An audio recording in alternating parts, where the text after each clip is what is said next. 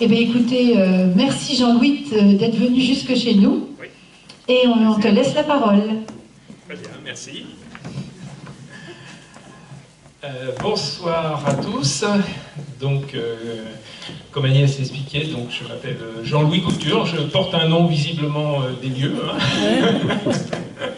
Il y aura plein d'interprétations. On a commencé à en parler avec Agnès au téléphone. Il y a plein d'interprétations sur les toponymes, les hydronymes et les patronymes, et avec des croisements entre les trois qui sont parfois un petit peu rigolos.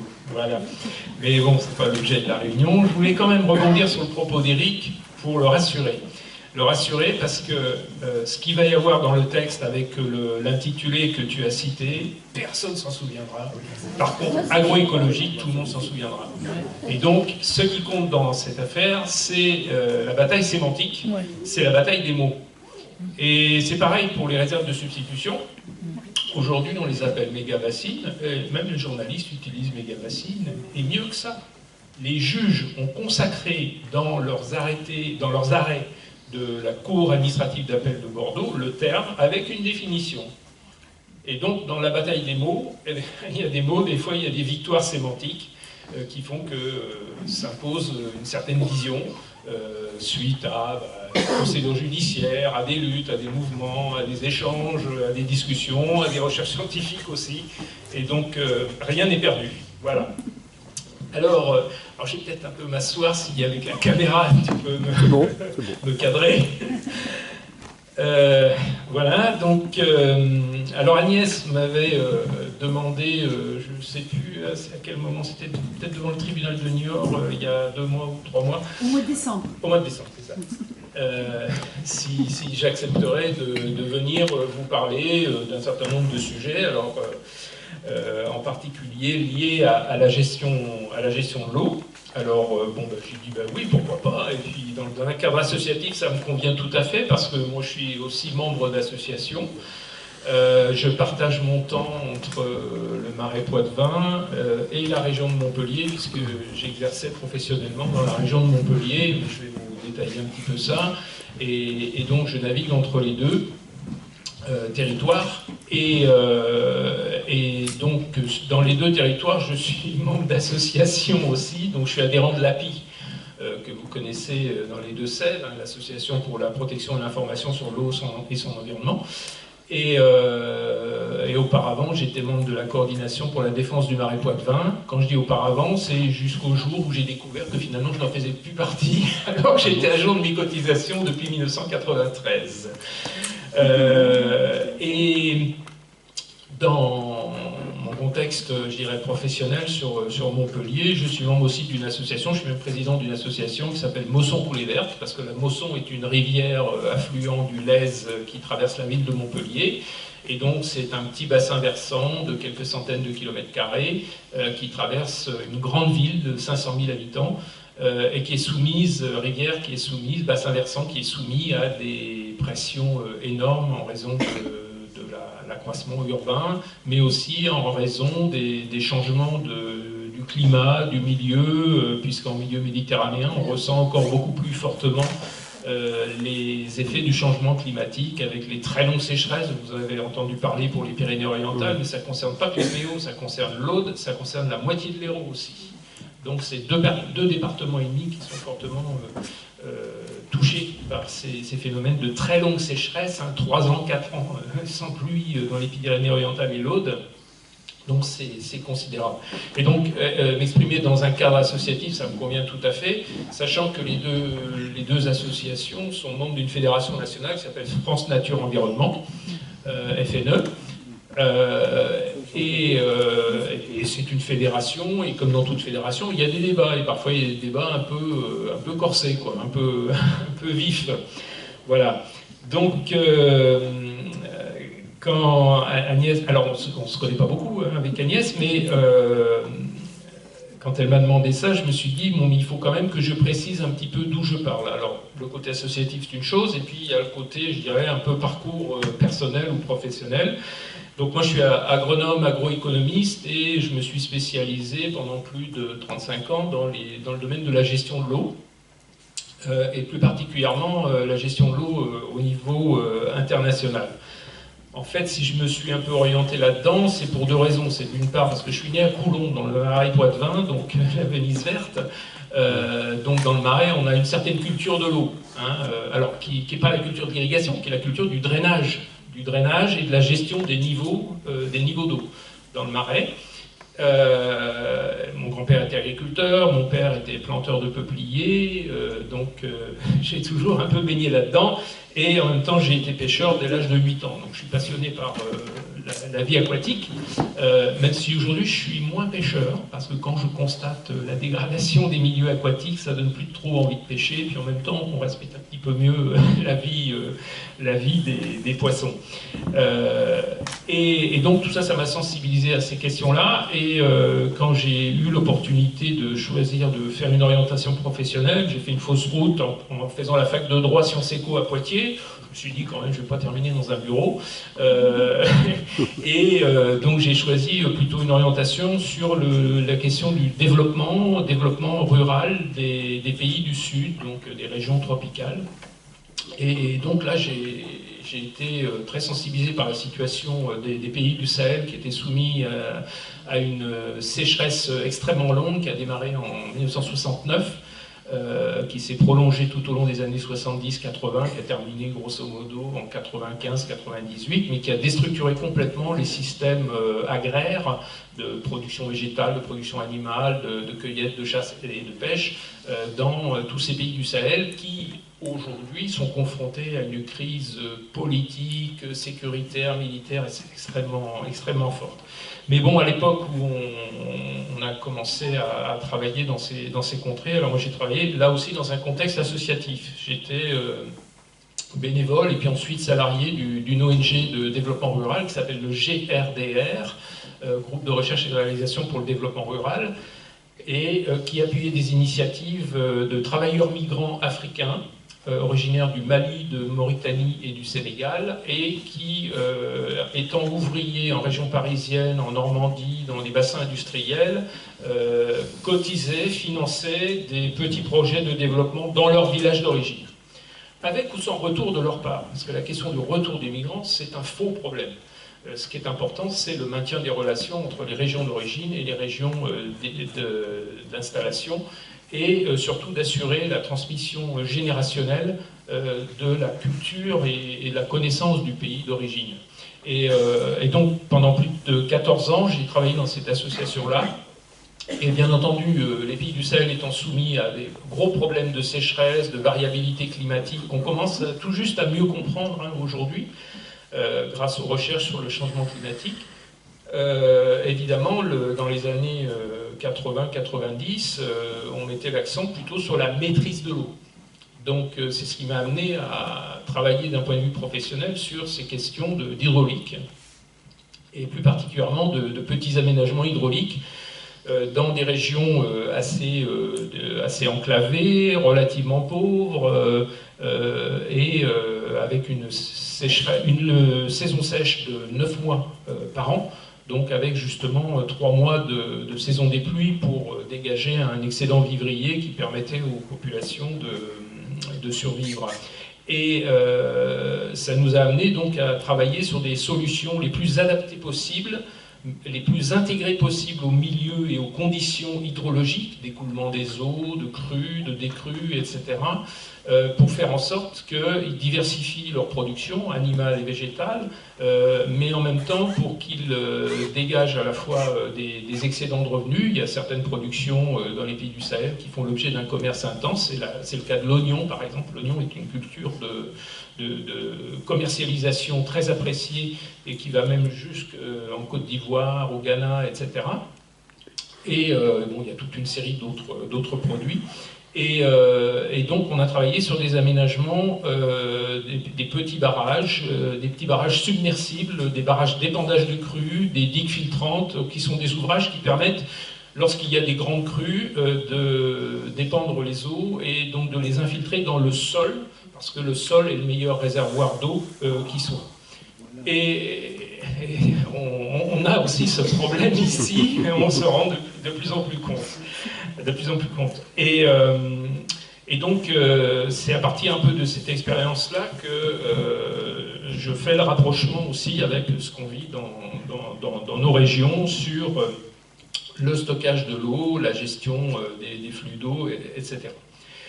Et donc j'ai jamais lâché le sujet, dans la mesure où, dans le cadre de la coordination pour la défense du Marais poitevin, c'est des aspects qui, depuis les années 90, la coordination a été fondée en 91, qui ont toujours été traités en mettant l'accent justement sur, Eric, les mesures agroécologiques qui permettent de maintenir des systèmes de production viables, viables à la fois pour l'environnement, mais viables aussi pour les habitants et les travailleurs et travailleuses de la terre, de façon à ce qu'ils dégagent un revenu. Et m'approchant un peu de la retraite, je me suis un petit peu focalisé ces dernières années, ces 4-5 dernières années, depuis 2020, quoi, sur la gestion de l'eau dans la région et en particulier en dehors du Marais poitevin, parce que prendre uniquement les marais mouillés, les marais desséchés, voire les marais maritimes, sur les 100 000 hectares du Marais poitevin, c'est une chose, mais il faut intégrer tout le bassin versant qui fait 6 000 km², donc qui est celui du bassin de la Sèvre niortaise, avec tous les fleuves, les rivières vendéennes, le Lay, la Vendée, l'Autise, mais aussi ceux qui sont plus petits, mais qui viennent de Charente-Maritime, donc le Curé, le Mignon, et quelques autres plus petits, le Crépé par exemple, le ruisseau du Crépé. Et donc faire le lien entre le bassin versant et la gestion de l'eau dans le Marais, et donc essayer de comprendre ce qui se passait en termes de négociation, de processus d'élaboration et de mise en œuvre de ce grand projet qui n'a pas démarré ces 5 dernières années, puisque c'est beaucoup plus ancien, et c'est peut-être un des aspects que je voulais rappeler autour des 4 points principaux que je voudrais évoquer. Mais avant d'évoquer les 4 points que je vais mentionner, je voudrais quand même rappeler que nous sommes, qu'on soit au Mali, au Sénégal ou en France, on est dans des pays où il y a donc des gouvernements, une administration, et où il y a des politiques publiques qui sont mises en œuvre. Et parmi les politiques publiques, il y a la politique de développement agricole, la politique agricole, qui en plus, côté européen, est commune à tous les pays européens. Mais on a aussi une politique de l'eau, une politique publique de l'eau. Et dès qu'on parle de politique de l'eau, il faut donc prendre en compte, je dirais, un peu les concepts qui animent cette politique de l'eau. Et les concepts de la politique de l'eau tournent autour de 3 mots, je dirais, importants. La gestion de l'offre, d'une part, la gestion de la demande, d'autre part, et en 3e terme, la gestion, je dirais, écologique des bassins versants, pour bien prendre en compte justement les atouts et les avantages que nous procure une gestion écologique des milieux naturels et des bassins versants. Alors je commence par la gestion de l'offre parce que si vous faites une histoire des systèmes hydrauliques, même en remontant jusqu'à l'Antiquité égyptienne, ou en remontant de manière assez encore plus percutante si vous travaillez sur l'histoire de l'hydraulique en Perse, c'est-à-dire l'actuel Iran, on a à peu près 5000 ans d'histoire hydraulique et de technique hydraulique derrière nous. Avec des tas de types, alors j'ai pas le temps de rentrer trop dans le détail, mais c'est simplement pour vous dire que sur en gros 4800 ans, 4900 ans, on a le développement d'une ingénierie hydraulique, mais qui passe par des constructions sociales et institutionnelles très, très diversifiées. Et il y a quand même un personnage central au sein de cette histoire hydraulique, mais qui s'est encore beaucoup plus cristallisé à partir des années 1600 en Europe, 1500-1600, même si déjà au Moyen-Âge, dans certaines régions d'Europe du Nord, on a des polders, hein, donc c'est-à-dire des casiers qu'on pourrait appeler des marais desséchés, hein, qu'on a en Sud-Vendée, par exemple. On a donc toute une ingénierie hydraulique qui se développe à partir des temps modernes. Et cette ingénierie hydraulique, elle se renforce très fortement au XIXe siècle. Elle se renforce à la faveur je dirais, de mouvements, mais j'en oublie certainement, mais il y a deux mouvements principaux. C'est le fait que, d'une part, on a l'émergence d'un État, après le renversement du royaume de France et de son régime aristocratique et de l'abolition des privilèges féodaux, on a l'émergence d'un État républicain et d'une ingénierie au service de cet État républicain. Et le deuxième mouvement important, c'est que puisqu'on sort des privilèges féodaux et de ce qu'on appelle la maîtrise éminente du roi de France, on a une évolution vers la propriété privée. Et la question de la propriété privée, elle est importante parce qu'elle détermine encore beaucoup de choses, même si elle a été, je dirais, fixée suite à la Révolution française, et en particulier sous le régime de Napoléon Ier, dans le Code civil, sur la propriété du fonds terrien. Et la propriété est sacrée en droit français. Et donc ça conditionne beaucoup de choses sur l'accès à l'eau, sur l'entretien des rivières, sur la propriété des berges pour les rivières non domaniales, hein, les rivières non domaniales, par opposition aux rivières et aux fleuves domaniaux, qui sont ceux où le domaine public de l'État s'exerce, le domaine public fluvial, essentiellement pour deux usages historiques qu'on appelait d'une part la navigation et d'autre part le flottage de bois, qui étaient deux usages anciens des grands cours d'eau. Mais pour tous ceux qui ne sont pas du domaine public fluvial, la propriété privée a une grande importance sur l'entretien des cours d'eau, de la ripisylve, des berges, du lit mineur jusqu'au lit moyen de la rivière, avec une limite séparative au milieu du cours d'eau. Donc, et ça conditionne encore beaucoup de choses aujourd'hui. En même temps, quand je dis gestion de l'offre, c'est aussi parce qu'on a grâce à cette ingénierie qui s'est développée, on a tout un arsenal technique qui se développe. Alors bien entendu, c'est les barrages, les grands barrages, c'est aussi évidemment tout ce qui est canalisation, même si dans l'histoire agraire française, on a des systèmes irrigués très anciens, hein. On a des canaux d'irrigation qui, en irrigation gravitaire, par exemple dans le sud de la France, en Provence par exemple, ou bien dans les Pyrénées-Orientales, on a des canaux d'irrigation qui ont 1000 ans d'existence. Donc 1000 ans, c'est énorme, ils sont encore utilisés aujourd'hui. Alors bien sûr, ils ont été améliorés, ils ont été entretenus, ils ont fait l'objet de réformes multiples dans leur fonctionnement et dans leur mode de gestion. Mais pour que des irrigations, que moi j'appelle un peu les irrigations patrimoniales, patrimoniales parce qu'elles s'intègrent à un patrimoine local, à une histoire locale, à un territoire local, et donc il y a tout un savoir-faire qui est développé autour de ça, et il y a un savoir-faire institutionnel avec des règles très particulières.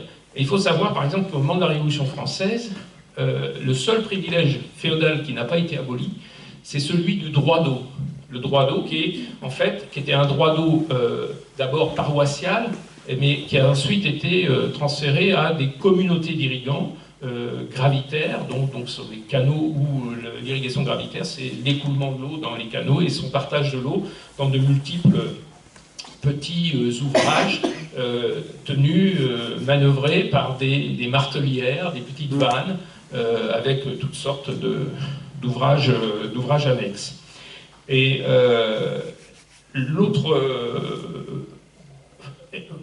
pan de développement de l'irrigation, c'est essentiellement à partir du XIXe siècle, avec d'autres formes de gestion de l'eau gravitaire, avec des endiguements, des grands canaux. Et si vous allez dans le sud de la France, vous verrez, par exemple, dans le Vaucluse, vous verrez des canaux qui ont été construits au XIXe siècle et qui dérivent les eaux de la Durance sur des centaines, voire pour d'autres des dizaines de kilomètres. C'est vrai aussi dans l'Hérault, et c'est moins vrai dans les Pyrénées-Orientales, parce que dans les Pyrénées-Orientales, il y avait une certaine culture de l'eau.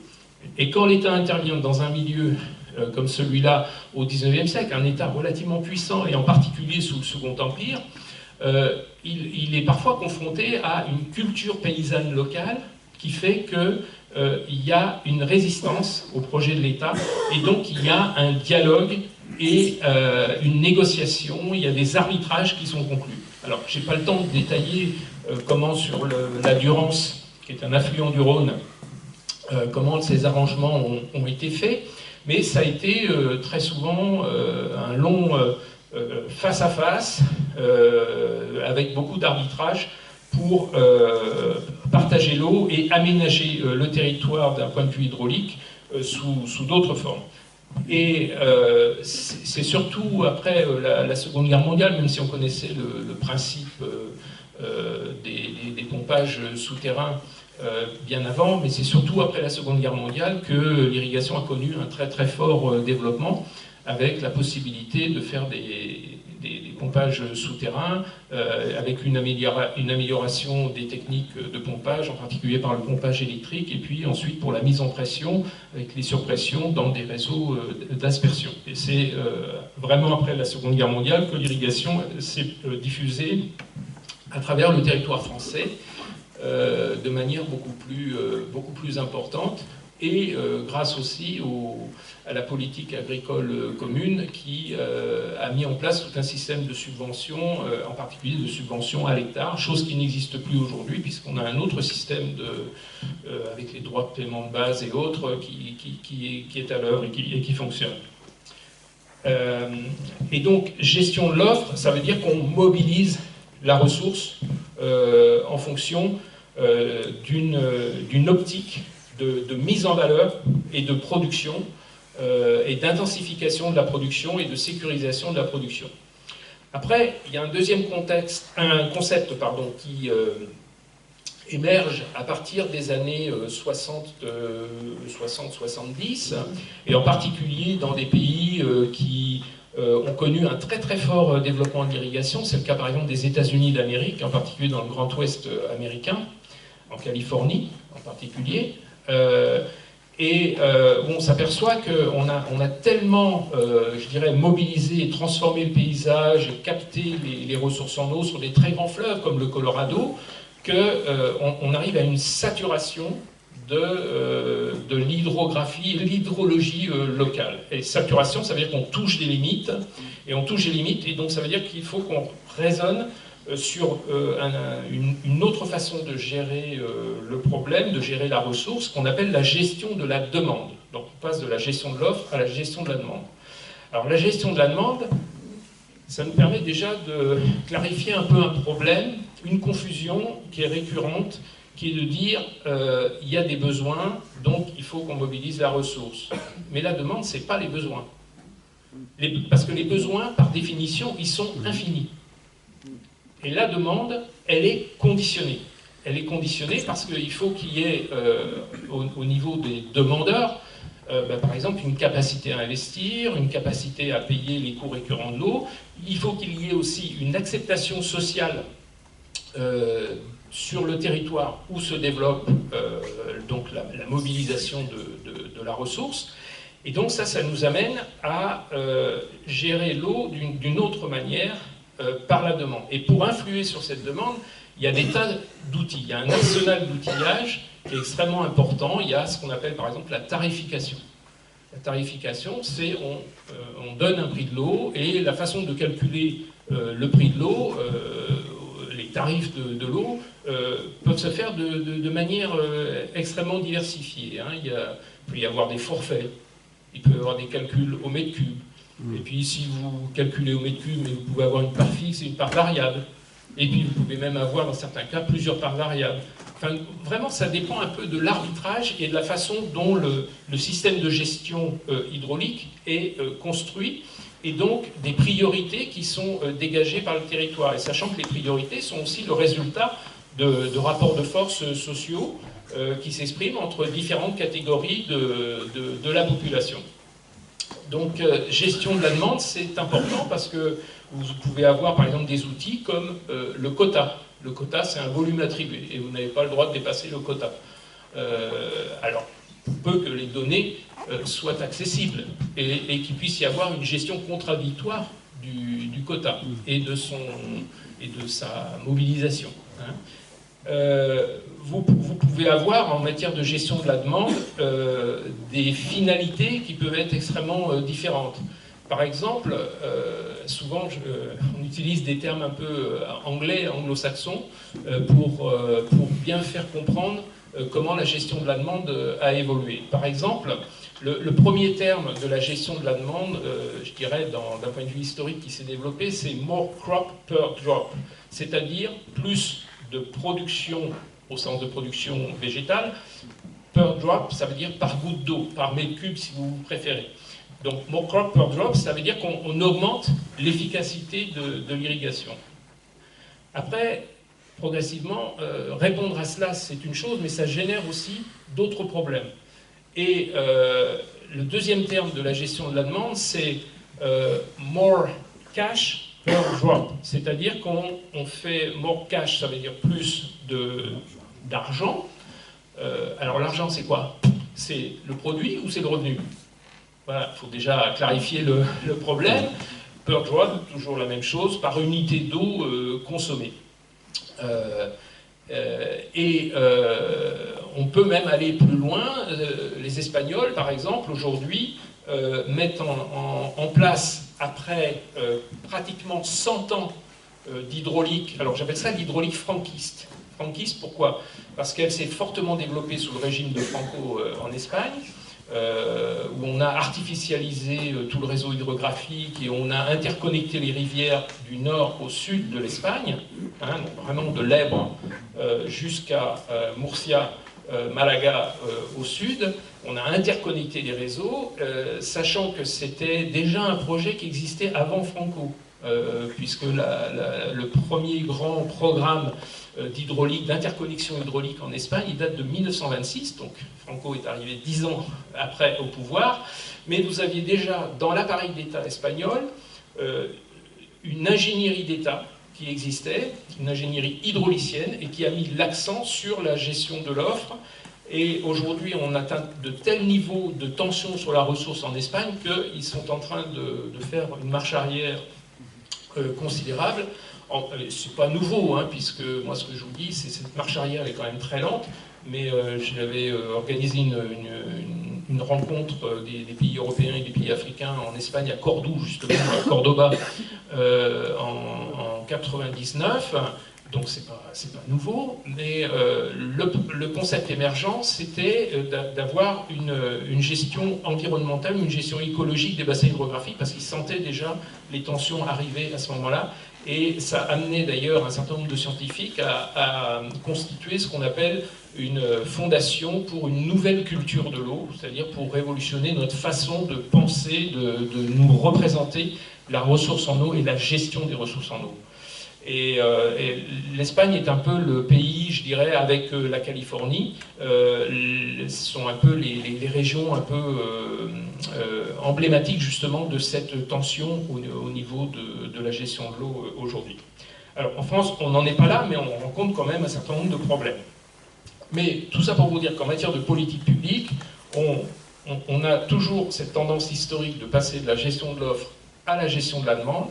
Et la gestion de la demande, more crop per drop, more cash per drop, mais aussi more health and more jobs per drop, c'est-à-dire plus de santé et plus d'emplois par unité de consommation d'eau. Et donc si on dit plus de santé, ça veut dire aussi qu'il faut que les contextes environnementaux, donc des bassins versants ou des aquifères qui sont présents sur le territoire, puissent remplir ces conditions de meilleure santé de la population et en même temps de maintien de l'emploi en permettant de dégager un revenu qui permet aux travailleurs de la terre de rester dans son territoire et de ne pas subir l'exode rural. Donc vous voyez qu'en fait on a une complexification dans l'évolution des politiques de l'eau. Et sachant que le troisième terme, c'est celui de ce qu'on pourrait appeler la gestion écologique en s'appuyant sur des solutions fondées sur la nature. On n'en est qu'au début, même si Eric a remporté le premier prix 2025 sur les innovations agroécologiques, on n'en est vraiment qu'au début parce que, comment dire, opérer des virages, des bifurcations, c'est un peu comme l'histoire du paquebot qui fonce sur l'iceberg, si vous voulez. Hein. C'est que pour dévier le paquebot qui est lancé avec l'inertie qu'il y a dans sa trajectoire, pour arriver à le dévier, ça prend du temps. Voilà. Mais en même temps, donc ça prend du temps, c'est compliqué, mais je pense qu'on peut tout à fait y arriver, mais il y a quand même une nécessité, en tout cas sur des bassins versants qui sont soumis à des tensions extrêmement importantes. En même temps, dans la gestion de l'offre, il y a eu, pour mobiliser toujours plus d'eau, donc gestion de l'offre, gestion de la demande, et gestion écologique, qui est en fait le stade, je dirais, un peu ultime de la gestion de la demande, il y a toujours de l'innovation technique qui permet de mobiliser des ressources en eau nouvelles. On vous dira, ah oui, mais alors si on faisait du dessalement d'eau de mer, on s'en sortirait peut-être mieux. Ou si on réutilisait les eaux usées traitées, on s'en sortirait mieux. Donc il y a toujours des innovations techniques qui sont des innovations techniques qu'on pourrait dire à la marge. Parce que le dessalement de l'eau de mer, on ne peut pas le faire si on est dans l'intérieur des terres. Je ne pense pas qu'à Tusson, s'envisager de faire des dessalements d'eau de mer. Bon, la réutilisation des eaux usées, ça pose un certain nombre d'autres problèmes. Je vois par exemple, j'évoquais le cas des régions méditerranéennes de France aujourd'hui. Autour d'une métropole comme Montpellier, bon, le gros projet de la métropole, c'est de dire « Ah bah ouais, c'est vrai qu'on a une station d'épuration qui collecte les eaux, alors pas des 500 000, mais au moins de 350 000 habitants. On a des eaux usées traitées, on les rejette à la mer à 11 km par un tuyau sous-marin.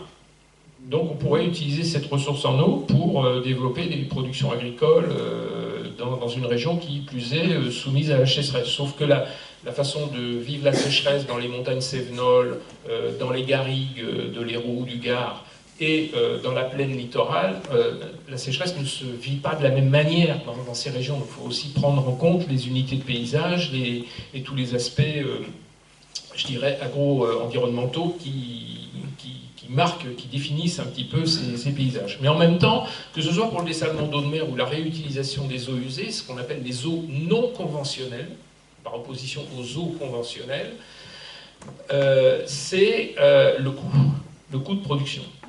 Le coût de production du mètre cube, c'est un demi-dollar aujourd'hui pour de l'eau dessalée en moyenne mondiale, mais il y a des endroits où c'est beaucoup plus cher que ça, parce que ça consomme énormément d'énergie.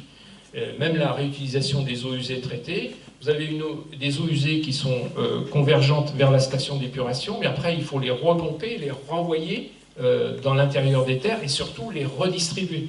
Donc ça veut dire beaucoup de linéaires de réseaux hydrauliques, beaucoup d'énergie pour remettre en pression, en surpression. Et donc c'est là où on voit que même avec des eaux non conventionnelles qui sont un peu le dernier volet, je dirais, de la gestion de l'offre, on peut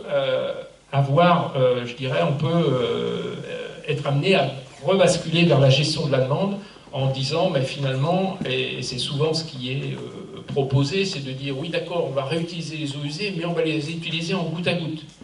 Donc sauf qu'on ne peut pas faire du goutte à goutte sur n'importe quelle culture, ça convient très bien à des cultures extrêmement localisées.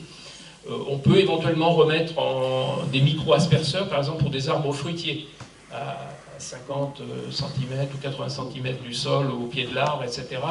On peut mettre des micro-asperceurs, qui ne sont pas les systèmes d'irrigation qui consomment le plus d'eau par rapport aux grands asperceurs, comme ceux qu'on utilise ici pour le maïs, par exemple. On bascule toujours en matière de mise en œuvre de la politique de l'eau, on bascule toujours entre la gestion de l'offre et la gestion de la demande, avec toujours cette recherche d'un optimum. Mais quand je dis recherche, c'est une recherche parfois un petit peu tendue et conflictuelle. Et c'est ce qu'on vit dans les départements de la région, entre autres, avec les réserves de substitution. Alors, est-ce qu'il faut appeler les réserves de substitution comme étant des eaux non conventionnelles ou pas? Ça dépend à quel indicateur, quel critère on prend en compte. Si c'est le coût, le prix de l'investissement, le prix du fonctionnement, la consommation d'énergie, etc., oui, d'un certain côté, c'est une eau non conventionnelle. Sachant que les eaux conventionnelles, c'était celles plutôt qu'on dérivait de manière gravitaire à partir de cours d'eau, à partir de dérivation d'un cours d'eau. Ou bien d'une résurgence ou d'une source qu'on pouvait utiliser. D'ailleurs, quand on s'intéresse un peu à ces histoires d'irrigation ou de gestion de l'eau, il y a même des choses extrêmement marrantes qu'on peut percevoir. Savez-vous, par exemple, en 1900, quel était le pays qui avait le plus de surface irriguée en Europe? L'Italie. Pardon? L'Italie. Alors l'Italie, parce que c'est une région méditerranéenne et sèche. L'Ukraine. L'Ukraine, les Pays-Bas, ben, c'est la Suède. Dis donc, La Suède, en Scandinavie, mais pourquoi donc? Ben, tout simplement parce que l'irrigation en surface, il y avait 1 million d'hectares irrigués en Suède en 1900, parce qu'on faisait, pour le système fourrager, on faisait de l'irrigation antigel pour avoir du fourrage précoce. Et donc, les Suédois avaient tout un système d'irrigation de prés, à partir de dérivations de rivières, de sources, de torrents, etc. Et c'était une irrigation extrêmement, comment dire, profitable, dans la mesure où elle amenait aussi des limons à la parcelle. Elle réchauffait la terre, et surtout, elle protégeait contre le gel, parce qu'il y avait un écoulement permanent en surface. Alors c'était des irrigations paysannes, c'est pour ça que je dis souvent les irrigations patrimoniales. C'est-à-dire des irrigations paysannes qui s'appuient sur un savoir-faire ancestral et qui ont des avantages écologiques extrêmement marqués, auxquels on ne pense pas toujours d'ailleurs. Mais il faut savoir que l'irrigation de prés, c'est quelque chose qui était extrêmement fréquent dans tout le Massif central, même dans le Limousin, hein, juste à côté là, dans le département de la Loire, donc vous avez dans les Alpes évidemment, et dans les Pyrénées bien sûr. Donc partout où le relief le permettait, l'irrigation des prés pour le fourrage, mais c'est une irrigation extrêmement intensive en travail, extrêmement exigeante. Et donc dans des conditions de petite production paysanne familiale, cela convenait parce qu'il y avait la main-d'œuvre familiale pour le faire, et puis qu'il y avait les modes de tenure foncière et la répartition du produit, etc., qui permettaient de pratiquer tout cela. Aujourd'hui, c'est quand même extrêmement difficile. Donc il y a souvent des curiosités comme ça quand on fait un peu l'histoire d'irrigation, et ce qui permet de prendre du recul pour comprendre un peu les tensions qu'on peut avoir aussi dans d'autres contextes. Alors, sur ces questions de concept de départ, je ne vais pas m'appesantir plus. Mais je voudrais poursuivre autour de 4 points qui permettent de comprendre pourquoi on a aussi un certain nombre de tensions autour justement des réserves de substitution qui cristallisent un intérêt, qui cristallisent un regard qui peut être souvent un regard soit de partisans, soit d'opposition, et expliquer un petit peu pourquoi on a un problème, je dirais, qui est un problème d'arbitrage ou d'orientation de cette pratique-là. Je vais m'appesantir plus exactement sur 4 points. Alors, la question des sociétés d'aménagement régional, la question des agences de l'eau, la question de la Commission nationale de débat public, et puis la question du suivi par la recherche scientifique. Essentiellement parce que ces 4 points-là concentrent essentiellement des problèmes institutionnels. Les problèmes institutionnels, ce n'est pas simplement des problèmes organisationnels, en disant voilà, il y a telle entité, il y a tel organisme, etc. C'est aussi la définition et la co-construction de règles qui sont viables et qui permettent de faire en sorte que l'on gère un espace ayant une artificialisation hydraulique de manière viable et la plus durable possible.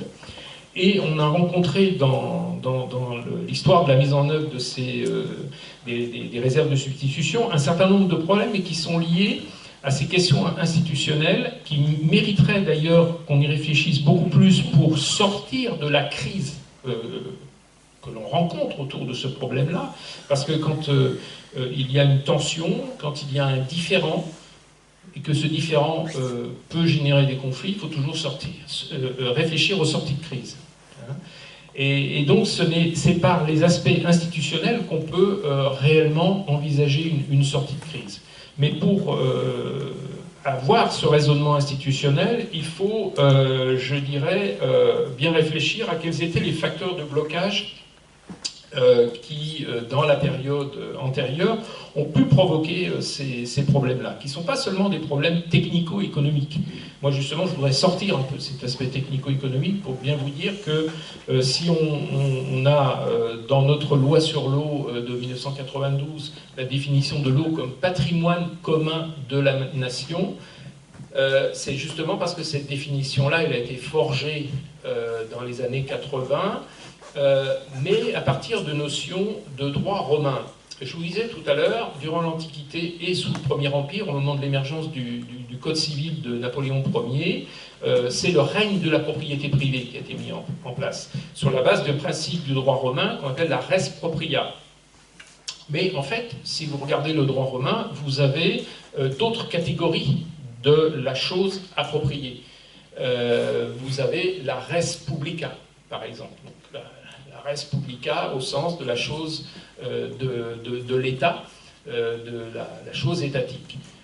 Vous avez la res communis. La res communis, c'est le bien commun. Mais le bien commun, il se définit avant tout parce qu'on a un périmètre syndical du commun et donc des appartenants, des ayants droit de ce commun. Et ça, c'est extrêmement important. Et vous avez une notion un peu supérieure, en plus donc de res propria, res publica, res communis, vous avez res communis omnium. Et la définition de patrimoine commun de la nation, c'est ça, c'est res communis omnium, la chose de tous, omnium, omni, c'est tous. Donc c'est ça qui a fondé, et les Romains l'avaient déjà dans leur système juridique il y a 2000 ans. Donc ça, c'est important de le faire ressortir aujourd'hui, même si dans la loi concrète de la loi de 92, modifiée en 2006, la notion de patrimoine commun de la nation reste en place. Et elle est toujours valable. Alors donc j'en viens un peu à mes 4 points. Alors je vais commencer peut-être par les sociétés d'aménagement régional. Tout à l'heure, je vous disais qu'en matière de gestion de l'offre, ça s'est basé en grande partie sur l'ingénierie hydraulique. L'ingénierie hydraulique, ce n'est pas seulement des savoir-faire, c'est aussi des acteurs sociaux. L'ingénieur hydraulicien, dans certaines sociétés, dans certains pays, dans certains appareils d'État, voire dans certaines sociétés privées, c'est un acteur à part entière, c'est une corporation. C'est une corporation qui a ses savoir-faire, qui a ses codes, qui a ses règles, qui a sa déontologie, et qui a un certain pouvoir. Et en France, on a connu l'émergence de sociétés d'aménagement régional basées sur l'hydraulique, donc on appelle les SAR, sociétés d'aménagement régional. Alors, pendant un temps, il y en a eu 6, parce qu'il y en avait 3 pour l'élevage et 3 pour l'hydraulique agricole. Celle pour l'élevage, la Somival du Limousin, vous en avez peut-être entendu parler, ou la Somivac de Corse, bon, elles ont disparu. Mais, c'est peut-être dommage d'ailleurs. Par contre, restent aujourd'hui 3 grandes sociétés hydrauliques. Vous avez Baronne Languedoc pour le Languedoc, donc qui dérive les eaux de la basse vallée du Rhône vers le Languedoc pour l'irrigation, mais l'irrigation qui s'est développée, je vais y revenir, dans des conditions historiques très, très particulières. Vous avez la Société du Canal de Provence, à la même époque, qui a émergé, et enfin, vous avez la Compagnie d'aménagement des coteaux de Gascogne. Alors, ces 3 sociétés-là, elles ont émergé à la même époque, c'est 1955. 1955, c'est la 4e République. Mais surtout, c'est la fin de la guerre d'Indochine, et on sentait le vent tourner déjà, même en 1955, en Algérie. Or, la particularité de l'ingénierie hydraulique française, c'est une ingénierie hydraulique qui s'est fortement développée dans le monde colonial français, en Indochine, en Afrique du Nord, en Afrique de l'Ouest sur la vallée du fleuve Sénégal, dans le Soudan français, qu'on appelle le Mali aujourd'hui, avec l'Office du Niger. Et c'est une ingénierie hydraulique qui s'est développée essentiellement sur des grands ouvrages hydrauliques, qui parfois concernaient des dizaines de milliers d'hectares, voire des centaines de milliers d'hectares, voire en Indochine, des millions d'hectares. Alors, une ingénierie hydraulique qui est basée essentiellement sur les techniques qui correspondent à la gestion de l'offre, que j'évoquais à l'instant. Sauf que, perdant l'empire colonial français, ces ingénieurs hydrauliciens ont été rapatriés en France. Ils ont été rapatriés en France avec deux vocations, et en particulier en Provence et dans le Languedoc. Surtout dans le Languedoc d'ailleurs, c'est premièrement de reconvertir le secteur de la viticulture vers une agriculture irriguée, fruitière, horticole, maraîchère, pour sortir de la viticulture qui était en crise récurrente depuis 1907, ensuite après la Seconde Guerre mondiale, et qui l'est encore aujourd'hui malheureusement. C'est une opération qui a partiellement réussi sur un certain nombre de sous-territoires du Languedoc, mais il y avait une deuxième vocation, c'est qu'il y avait les rapatriés d'Algérie qu'il fallait préparer au retour. Et quand vous regardez par exemple certains territoires, comme les Costières du Gard, ce sont des rapatriés d'Algérie qui sont devenus des agriculteurs et des entrepreneurs agricoles dans le domaine de l'horticulture fruitière par exemple, mais aussi dans le domaine de la viticulture.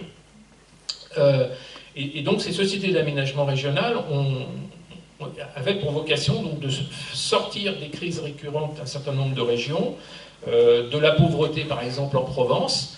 Or, le canal de Provence il s'est développé essentiellement parce qu'il y a eu le barrage de Serponçon.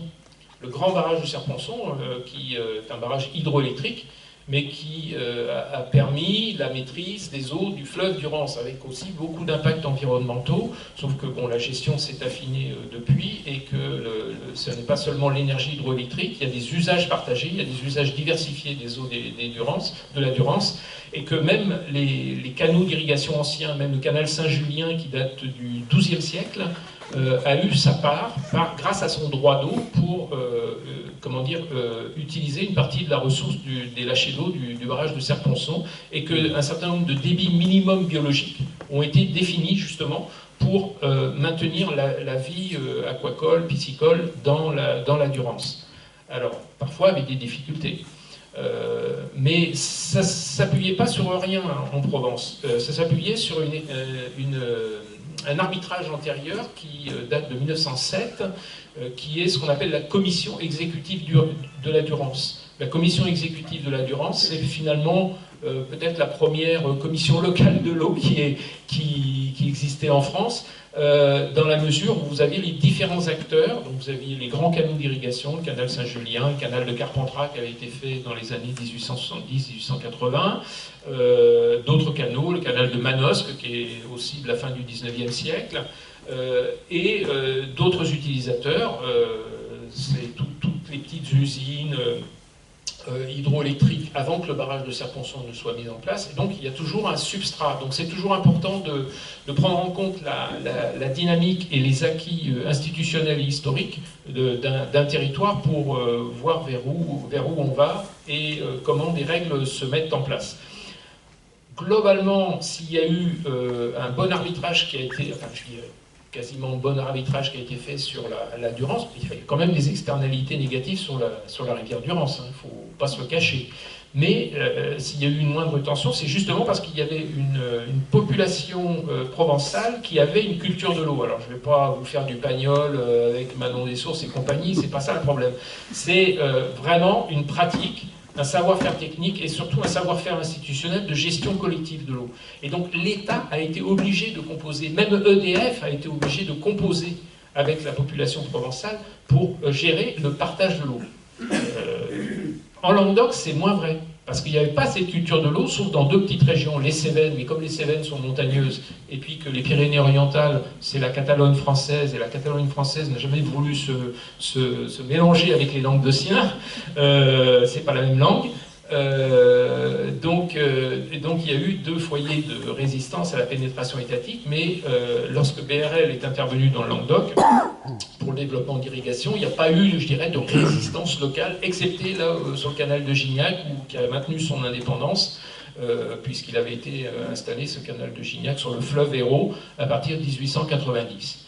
Donc ils avaient leur propre institution au travers de ce qu'on appelle une NASA. Alors c'est aussi, on revient à la question de la propriété, parce que souvent les organismes qui gèrent l'irrigation, les ASA ou les ASCO, qu'on appelait les associations syndicales forcées autrefois, sont basés sur la propriété de la terre dans le cadre d'un périmètre syndical où ce sont des propriétaires associés qui sont gérants. Propriétaire ne veut pas forcément dire agriculteur et ne veut pas forcément dire irrigant. Mais à partir du moment où on est dans le périmètre syndical, on a des obligations au regard de l'ASA. Et ces ASA ont été formalisés au XIXe siècle à partir de la loi de 1865.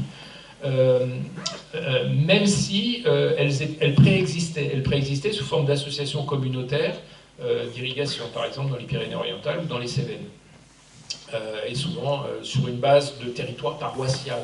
Mais le terroir hydraulique ne correspond pas toujours au territoire religieux et encore moins au territoire administratif. Donc vous avez toujours des empiètements entre les différents espaces.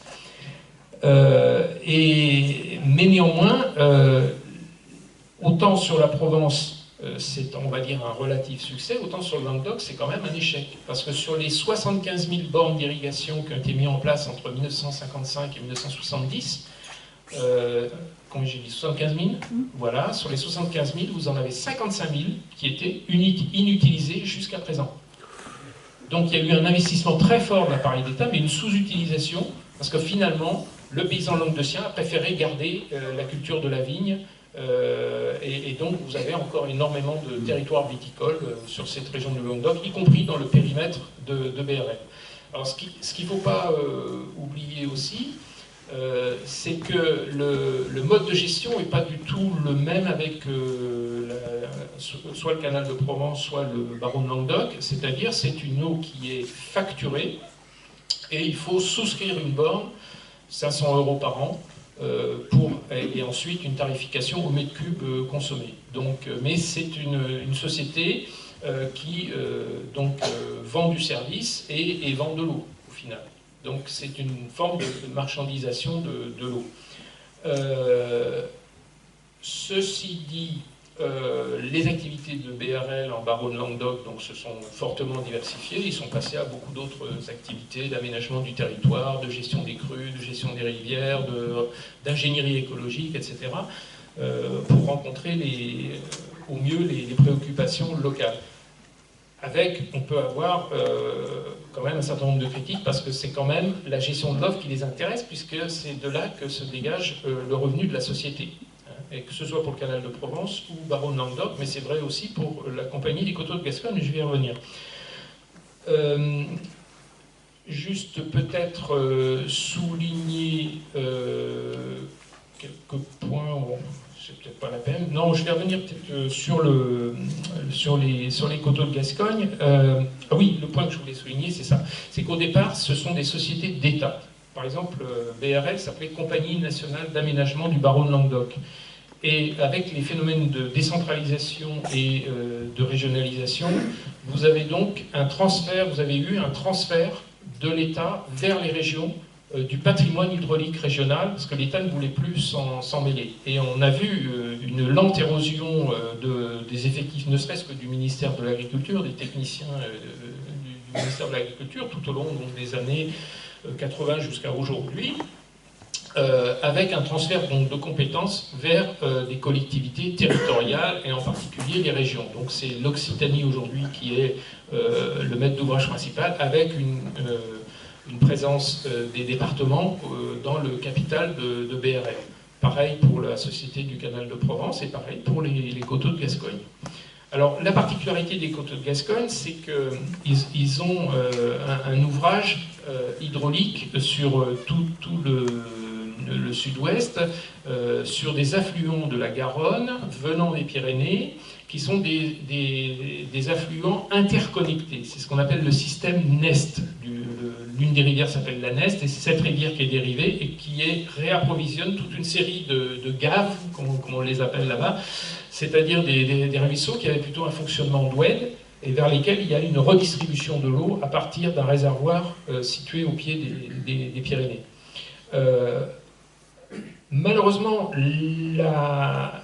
comment dire, à la fois l'économie agricole, mais aussi la diversification des productions et l'évolution des prix ne permettent pas de dégager suffisamment de ressources pour que les agriculteurs payent le service de l'eau, qui est un service de l'eau, somme toute, assez cher, surtout lorsqu'il y a une distribution sous pression. Par exemple, il faut savoir que sur les coteaux de Gascogne, il y a une dizaine d'années, on avait à peu près 40% d'impayés pour la compagnie d'aménagement des coteaux de Gascogne. Donc c'est quand même un gros manque à gagner, et donc cette société d'aménagement régional, c'est vrai aussi pour Baron de Languedoc, c'est moins vrai pour le canal de Provence, a beaucoup de difficultés financières pour je dirais, perdurer.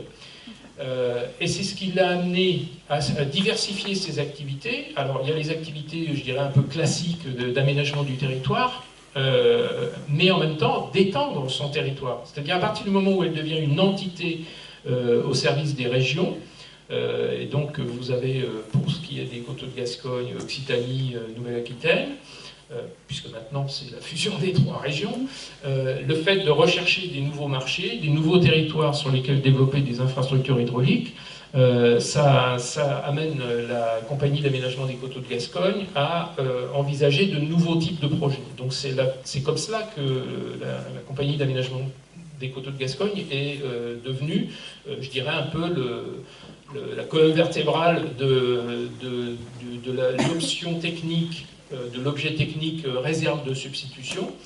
C'est essentiellement pour permettre, grâce à ces nouveaux territoires, à ces nouveaux marchés, de rééquilibrer ces activités historiquement déficitaires. Néanmoins, on sait qu'il y a eu un certain nombre d'erreurs de gestion assez graves au niveau de la compagnie d'aménagement des coteaux de Gascogne, et surtout dans la dernière période, ce qui nous a amené, nous contribuables, à remettre la main au pot à hauteur de 26 millions d'euros pour recapitaliser la compagnie d'aménagement des coteaux de Gascogne. Alors, il y a des arguments, ou des explications plus exactement, qui existent dans le rapport de la Chambre régionale des comptes de 2020, de décembre 2020, qui montrent qu'en fait, d'une part, il y a une sous-facturation, il y a beaucoup d'impayés sur le territoire historique des coteaux de Gascogne, et puis surtout que, en termes de gestion, la compagnie a avancé des financements, en particulier en matière d'études d'ingénierie, sans être refinancés par ailleurs. Et ça, c'est quand même assez grave, parce que ce qu'il faut savoir, c'est que ces trois sociétés d'aménagement régional, autant au départ elles étaient compagnies nationales d'aménagement, elles sont devenues sociétés régionales, mais surtout, ce sont des sociétés d'économie mixte.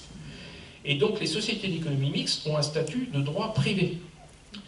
Et un statut de droit privé, mais avec un capital qui appartient à des collectivités. Donc, ce sont des fonds publics dans le capital. Donc, si vous alliez dilapider votre fonds public parce que vous préfinancez des choses qui ne sont pas financées par ailleurs, parce que vous avez des activités déficitaires, parce que vous faites aussi des erreurs de gestion. Par exemple, il y a plusieurs milliers de compteurs de télérelève qui ont été commandés par les coteaux de Gascogne et qui se sont avérés non fonctionnels et qui donc sont restés sur les bras. Et donc la compagnie a perdu énormément d'argent dans cette affaire commerciale et n'a pas pu faire les recours, parce que je pense qu'elle n'était pas blindée au niveau des contrats pour pouvoir se faire rembourser. Et tout ça a été expliqué dans le rapport de la Chambre régionale des comptes Nouvelle-Aquitaine. Donc on a quand même un souci sérieux, moi ça m'amène quand même à formuler une hypothèse qui est quand même assez sévère, mais qui est liée au management de cette société. Les directeurs généraux étaient des ingénieurs du génie rural et des eaux et forêts, des ingénieurs hydrauliciens historiques. Le corps fondé, vous savez que le corps des ingénieurs, des agents, des officiers des eaux et forêts a été fondé sous Louis XIV pour gérer les forêts qui alimentaient la marine nationale en bois pour construire les bateaux. Mais en même temps, il fallait gérer les rivières pour faire le flottage du bois de la montagne vers les ports pour construire les bateaux. Donc c'est de là qu'est né le corps des officiers des eaux et forêts. Et ce corps s'est développé à travers la création du corps du génie rural par Benjamin Nadeau de Buffon dans les années 1850-1860, et le génie rural, sa vocation, elle est en grande partie hydraulique. C'est pas seulement faire des ponts ruraux ou des chemins ruraux, c'est aussi, pour beaucoup, faire de l'hydraulique. Et ces sociétés d'aménagement régional, elles ont été gérées dans leur première période historique, donc de 1955 jusqu'en grosso modo aux années 2000, 2005, 2010, par des ingénieurs d'État issus des grands corps d'ingénieurs d'État. D'ailleurs, je vais vous poser une petite devinette pour vous réveiller. On a combien de grands fleuves en France? 5. Bon alors, on fait le décompte. La Loire, le Rhône, la Seine, la Garonne, la Charente. Bon, la Charente, c'est pas un grand fleuve. Comment il nous insulte? Et le Rhin. Et le Rhin. Bien, très bien. On a combien d'agences de l'eau? Trop. 6. Ah. 5 grands fleuves, 6 agences de l'eau. La Dordogne? Non, la Dordogne n'est pas le périmètre d'une agence de l'eau. La 6e agence de l'eau, c'est, vous avez peut-être entendu parler, dans le nord de la France, là, en Artois-Picardie. L'Artois et la Picardie, c'est pas le nom des cours d'eau. Non. C'est la Somme. Alors, Rhin-Meuse, c'est le même bassin versant. La Seine, la Loire, la Garonne, le Rhône. Et dans le nord, vous avez Artois-Picardie, mais c'est le nom de 2 régions historiques. 2 régions historiques qui sont caractérisées par l'existence du bassin minier. Mais pourquoi? Eh bien parce que, en fait, si vous avez 6 agences de l'eau, c'est parce que vous avez 3 grands corps d'ingénieurs d'État. Les ingénieurs des mines, les ingénieurs des ponts et chaussées et les ingénieurs des eaux et forêts. Et au moment de créer les agences de l'eau en 1964, il fallait répartir le pouvoir entre ces 3 grands corps d'ingénieurs. Donc si vous faisiez 5 agences de l'eau, il y aurait eu un grand corps d'ingénieurs qui aurait été, perdant. Donc il fallait créer une 6e agence de l'eau, et on a mis un ingénieur des mines à la tête de l'agence de l'eau Artois-Picardie, essentiellement pour gérer les eaux souterraines du bassin minier, puisque, bon, elles ont toute une série de problèmes particuliers, le drainage acide minier par exemple, et des choses comme ça. Donc en fait, ce qui montre bien, à travers ces questions institutionnelles, que vous avez derrière, vous avez des acteurs, vous avez des corporations, vous avez des groupes d'intérêt, ce qu'on appelle aussi des groupes stratégiques, qui développent leur propre stratégie autour de ça. Alors, c'est pas ce qui a fondé totalement la politique de l'eau. Ce qui a plus fondé la politique de l'eau à travers son instrument financier que sont les agences de l'eau, que j'évoquais à l'instant, c'est essentiellement le principe mutualiste. Or, ce principe mutualiste, il ne vient pas de France, contrairement à ce que vous a souvent raconté dans vos réunions de clés ou autres, ça vient d'Allemagne. Ça vient d'Allemagne parce que les organismes de gestion de bassin ont été fondés sous l'angle financier, c'est-à-dire les agences financières de bassin. Elles ont été fondées, les premières, en Allemagne, dans la Ruhr, la région industrielle allemande, qui était donc soumise à une très forte pollution des usines, de l'air, mais aussi de l'eau. Et donc les industriels allemands ont pris l'initiative de créer une agence financière de bassin, et cette innovation institutionnelle a été repérée par un ingénieur des ponts et chaussées qui s'appelle Yvan Chéret dans les années 50, et comme il parlait l'allemand, il parlait le russe, il parlait l'anglais, il était français, il était d'origine russe, et il a importé ce concept de financement mutualisé de la dépollution industrielle de la Ruhr pour les cours d'eau. Il l'a transposé en France, avec beaucoup de résistance, à la fois des financiers du ministère de l'économie et des finances, mais aussi avec beaucoup de résistance des ingénieurs, y compris de son propre corps, des ponts et chaussées. Ce qui explique d'ailleurs peut-être pourquoi vous avez 3 grands corps d'ingénieurs et 6 agences de l'eau aujourd'hui. C'était une question de partage de pouvoir. Parce qu'en plus, ce qu'il ne faut pas perdre de vue, c'est que ces agences de l'eau sont des agences financières de bassin, et que donc il y a un pactole. Il y a un pactole qui est le pactole qui vient des 15 à 17% à peu près de votre facture d'eau, qui sont collectés par les agences de l'eau pour refinancer toute une série d'actions derrière. Donc vous ne payez pas que l'eau potable et l'assainissement, mais vous payez aussi 15% à peu près de votre facture d'eau, de taxes, qui remonte à l'agence financière de bassin. C'était le premier nom d'ailleurs des agences de l'eau. C'est à partir de 92 qu'elles sont devenues agences de l'eau, en intégrant justement beaucoup plus la dimension qualitative et écologique de la gestion de l'eau. Donc, derrière ces questions de gestion institutionnelle de l'eau, on voit bien qu'il y a tout de suite des enjeux de pouvoir qui sont extrêmement forts, et en particulier s'il y a un enjeu financier. D'ailleurs, l'enjeu financier, même au cours des 15 dernières années, vous le savez très bien, que normalement, les agences financières du bassin, elles ont une comptabilité séparée de celle de l'État. C'est une caisse à part. Mais ça n'a jamais été accepté par les inspecteurs des finances, du ministère de l'économie et des finances. Et donc c'est la raison pour laquelle, au cours des 15 dernières années, on vous a piqué sur votre facture 500 millions d'euros par an sur ces 15 dernières années, plus les 100 millions sur la trésorerie des agences de l'eau, qu'on appelle le plafond mordant. Donc en gros, 600 millions d'euros par an ont été détournés du financement des agences de l'eau vers d'autres activités publiques qui ne concernent pas du tout l'eau et l'environnement.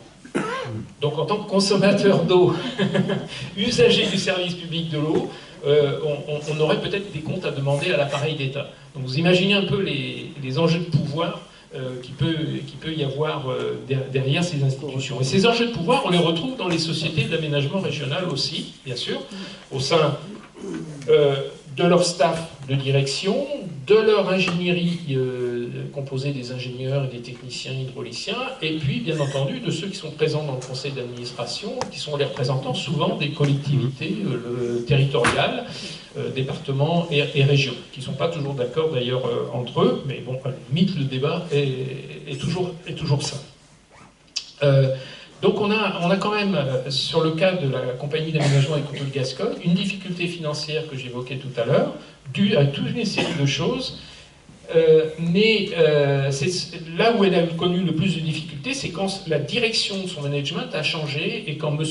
Alain Poncet, qui n'était pas fonctionnaire, a pris la direction de la compagnie d'aménagement des Coteaux de Gascogne au début des années 2000. Il est resté une dizaine d'années, et c'est à ce moment-là que le plus d'erreurs de gestion ont été faites. Et c'est un monsieur qui venait du monde de l'eau potable, et plus particulièrement de chez Veolia, et qui aujourd'hui est reparti vers la Sogedo, qui est une filiale très proche du groupe Veolia. Juste, ça fait 1h15. Ah, déjà. Que tu nous passionnes. Bon, tant que vous n'en dormez pas, c'est possible. Et voilà, donc c'est pour vous dire qu'en fait, derrière ces constructions institutionnelles, la mise en œuvre d'une politique vertueuse de l'eau est toujours très difficile. Je vais juste aller au pas de charge sur l'agence de l'eau Loire-Bretagne pour expliquer qu'en fait, il y a sur la façon dont le projet des réserves de substitution a été construit, c'est un projet qui a déjà beaucoup plus de 20 ans, et qu'il a été conçu essentiellement par les mêmes personnes, en particulier l'ancien directeur général de l'agence de l'eau, qui auparavant était directeur régional de l'agriculture et de la forêt de Poitou-Charentes, Martin Guton, qui aujourd'hui est le directeur de France Agrimaire, qui est donc monté en grade, et c'est lui qui gère tout le système d'aide au secteur agricole en France. Alors, pourquoi c'est important de mentionner ça? C'est parce qu'en fait, ça faisait partie, dans sa conception, d'un programme d'ensemble à l'échelle régionale. Et ce programme, il a été saucissonné. Et il a été saucissonné essentiellement par la compagnie d'aménagement des Coteaux de Gascogne, par les collectivités territoriales, et donc il a été un peu éclaté. Il aurait dû faire l'objet d'un débat public dans le cadre de la Commission nationale du débat public, chose qui a été refusée, et on serait certainement en meilleure position aujourd'hui, aussi bien les uns que les autres, pour discuter de la gestion de l'eau si le débat public avait été mené dans le cadre de la CNDP, d'autant plus qu'on peut saisir la CNDP, la Commission nationale du débat public, à partir d'un seuil facultatif de 150 millions d'euros et obligatoirement à partir de 300 millions d'euros d'investissement. Donc on aurait très bien pu, sur au moins les 5 départements, Vendée, Vienne, Deux-Sèvres, Charente, Charente-Maritime, garder cette cohérence de programmes d'ensemble, même pour des bassins hydrographiques différents, pour mieux appréhender la façon de gérer le partage de l'eau, parce que irrigation, en fait, ça veut dire partage de l'eau, hein, tout simplement. Et donc mieux gérer ce partage de l'eau, Je ne reviens pas sur la façon dont les quotas, les seuils, et historiquement les forages ont été conçus dans les années 70, mais il me semble qu'on s'en serait beaucoup mieux sorti. Et ce que je voulais dire par rapport à l'agence de l'eau, c'est qu'en fait, on a eu un gros souci constaté, c'est que en fait, notre ami Martin Guton, directeur général de l'agence de l'eau, ancien DRAF Poitou-Charentes, a élaboré donc un protocole qu'on appelle le protocole d'accord de 2018, décembre 2018. Où il a été signé à la préfecture, sachant que son frère était le préfet des Deux-Sèvres juste avant. Or, quand on prépare un protocole d'accord, c'est-à-dire qu'on prépare un produit institutionnel, il est très important de ne pas se trouver en situation de conflit d'intérêts. C'est-à-dire que deux hauts fonctionnaires qui sont frères ne peuvent pas, je dirais, faire porter, je dirais, à la collectivité le fruit de leurs échanges entre frères. Et donc l'un ou l'autre aurait dû se déporter. Donc ça pose quand même un sérieux problème, et ça pose aussi un problème à la façon dont l'agence de l'eau aussi a adopté sa délibération du 3 novembre 2020, lorsque la première tranche de financement des bassines des Deux-Sèvres a été accordée. Parce qu'en fait, c'était en pleine période Covid. Il y a eu une réunion, alors vous savez que dans l'agence de l'eau, vous avez d'une part le conseil d'administration, c'est lui qui décide, c'est lui l'ordonnateur de dépenses, et vous avez le parlement de l'eau qu'on appelle le comité de bassin, qui se décline aussi à l'échelle locale à travers des clés, commission locale de l'eau. Bon. Le problème c'est que le conseil d'administration, il a des commissions de travail qui élaborent les délibérations. Or, la première tranche des réserves de substitution des Deux-Sèvres n'était pas à l'ordre du jour du conseil d'administration du 3 novembre 2020. Elle a été mise dans l'ordre du jour durant le week-end qui précédait. Et donc là, il y a une entorse aux règles de fonctionnement du conseil d'administration de l'agence de l'eau, puisque normalement les administrateurs, quels qu'ils soient, doivent pouvoir étudier les dossiers et se prononcer en connaissance des dossiers. Donc là, il y a quand même un gros souci d'ordre institutionnel qui est le non-respect du règlement intérieur du conseil d'administration de l'agence de l'eau. Deuxième problème, conflit d'intérêts entre les deux frangins. Deuxième problème, la délibération.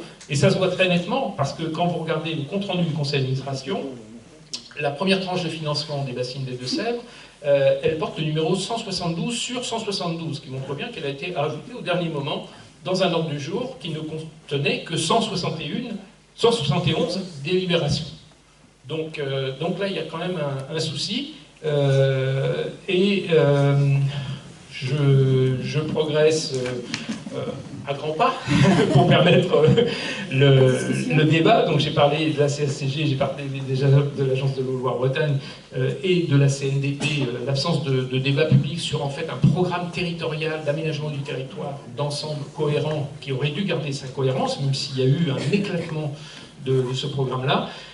Le dernier problème que je voulais évoquer, c'est le fait que la recherche scientifique n'est pas présente dans le cadre du suivi de tels engagements financiers. Et ça m'a été confirmé par à la fois des directeurs de recherche de l'INRA, mais aussi des directeurs de recherche de l'AgroParisTech. AgroParisTech, c'est ce qu'on appelait l'Institut National Agronomique Paris-Grignon autrefois, qui était la grande école des ingénieurs agro français. Et donc certains m'ont confié qu'en fait ils avaient initié un certain nombre de programmes de recherche, mais je dirais de manière positive, c'est-à-dire en termes d'accompagnement, une recherche d'accompagnement, et que malheureusement ils ont été obligés d'arrêter en raison des tensions. Alors je ne vais pas dire un tel est responsable des tensions, un tel est responsable des tensions, mais que le climat de tension a empêché les chercheurs d'avancer et donc de dégager des référentiels, en particulier des référentiels technico-économiques valables, et qu'aujourd'hui ce sont des collectivités territoriales qui produisent le référentiel. Mais les collectivités territoriales, ce ne sont pas des institutions scientifiques. Elles sont aux mains de notables, et les notables, ce sont des gens qui font circuler des biens politiques entre des univers différents. Comme dirait Marc Abélès, le sociologue, Donc les biens politiques, ben, c'est quoi? Ben, c'est des autorisations de projet, c'est des subventions, c'est des remises de dettes, etc. C'est ça des biens politiques, et ils les font circuler entre des univers différents, à savoir l'univers étatique, l'univers des agences financières de bassin, et l'univers soit des mondes professionnels, des divers mondes professionnels qui peuvent exister, agriculture ou autres. Donc ça montre bien qu'on a quand même un problème avant tout institutionnel, plus que technique, si vous voulez, plus que même économique, autour de la façon dont l'artificialisation de la gestion de l'eau s'est menée dans nos contrées, et qu'il faut réfléchir à la façon de sortir des tensions et de la crise actuelle. Et il y a certainement des pistes qui existent. Moi, j'en glisse une que j'ai déjà discutée avec certains amis, qui s'appellerait l'organisation, non pas d'un débat public, mais d'une conférence de consensus. Une conférence de consensus, c'est un exercice extrêmement rigoureux et qui peut se mener selon des règles bien précises. Il y a déjà eu plusieurs conférences de consensus sur des thèmes très sensibles sur le territoire français, et donc peut-être que c'est une des pistes qui permettrait de sortir de cette situation de crise et de mieux prendre en compte une évolution, je dirais, vertueuse des politiques de l'eau. Voilà un peu ce que je voulais vous dire, de manière peut-être un peu trop longue, Agnès, tu m'excuseras. C'était passionnant, hein, on n'a pas... Mais voilà, donc il y a certainement beaucoup d'autres choses qu'on pourrait discuter, mais bon, je vous laisse la parole, et je vous remercie de votre attention.